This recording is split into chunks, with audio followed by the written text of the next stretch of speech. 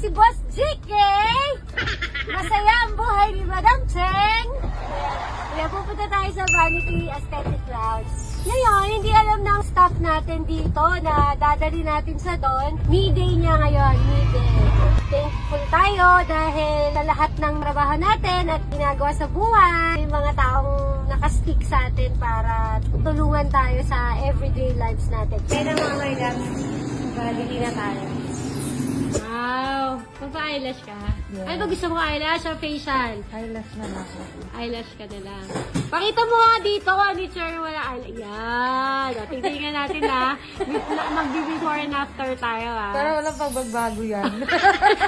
Parang ganun ba rin? Goodbye, Philippines. Huwag mo ulit! Hindi tinatakpan ko, baka mamaya may makapture din.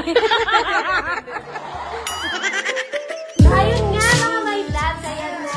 Ano masasabi mo naman? Ay, thank you so much. Siyempre sa'yo, thank Saka thank you Kay sa- Vanity. Dito lang yan sa Banawe, mga my loves. So, ayan. Meron din kasi silang eyelash and nails. Kung ano sa babae, mga my loves. So, see you again, mga my loves. Thank you. Bye!